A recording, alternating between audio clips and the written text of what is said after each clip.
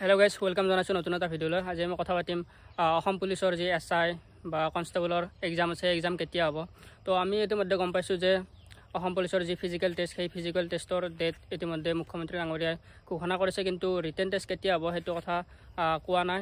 তো আমি এটা অনুমানিক ধৰিব পাৰোঁ যিহেতুকে অক্টোবৰৰ পৰা ফিজিকেল টেষ্ট আৰম্ভ হ'ব, গতিকে তাৰ প্ৰায় এমাহমান পিছত এমাহমানটো ফিজিকেল টেষ্টতে যাব। তাৰে নেক্সট মাহত নৱেম্বৰ মাহটো সেনেকৈ যাব। ডিচেম্বৰৰ লাষ্টত হয়তো আপোনালোকৰ ৰিটেন টেষ্ট হ'ব পাৰে, যদি কিবা কাৰণত বা যিহেতুকে ইলেকশ্যন আহি আছে, ইলেকশ্যনৰ কাৰণতো হয়তো আৰু দুদিনমান পিছাব পাৰে, তো জানুৱাৰীতো হ'ব পাৰে, সেনেকুৱা হ'ব পাৰে। গতিকে এটা মিনিমাম ডিচেম্বৰত ধৰি লৈ আপোনালোকে আপোনালোকৰ পঢ়াখিনি কৰি থাকক।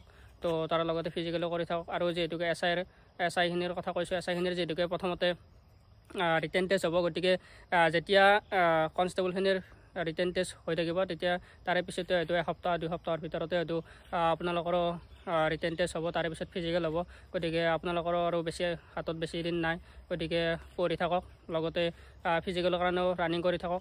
যিহেতুকে এই ভিডিঅ'টোত বিশেষকৈ ৰিটেনৰ কথা ক'ম বুলি কৈছোঁ। ৰিটেনৰ কথা প্ৰায় আপোনালোকে ধৰি লওক ছেপ্টেম্বৰ, অক্টোবৰ, নৱেম্বৰৰ লাষ্টত হয়তো ৰিটেন পাতি দিব পাৰে, সেইটো আৰু আমি ক'ব নোৱাৰোঁ। আৰু যদি বিচাৰে যে ইলেকশ্যনৰ আগে আগে ৰিটেনটো পাতি দিব পাৰে, সেইটো যিহেতুকে আৰু পাছত আৰু ফাইনেল মেৰিট লিষ্টৰ কথা আছে, বা বাকী যি SR আছে, SR আকৌ ফিজিকেলৰ কথা আছে। গতিকে নৱেম্বৰৰ মাহৰ লাষ্টতো পাতি দিব পাৰে। গতিকে এটা অনুমানিক নৱেম্বৰৰ লাষ্টত ধৰি লৈ আপোনালোকে আপোনালোকৰ যি ৰিটেন টেষ্টৰ কাৰণে প্ৰিপেৰেশ্যন, সেই প্ৰিপেৰেশ্যন আৰম্ভ কৰক। প্ৰায় 3 মাহমান আপোনাৰ হাতত থকা বুলি আজিৰ পৰা ধৰি লৈ আপোনালোকে ৰিটেন টেষ্টৰ কাৰণে ভালকৈ প্ৰিপেৰেশ্যন কৰক।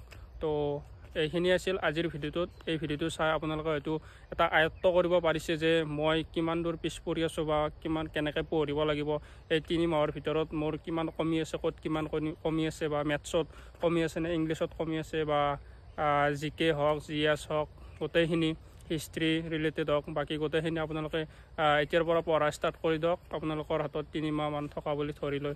তো এইখিনি আছিল ভিডিঅ'টোত।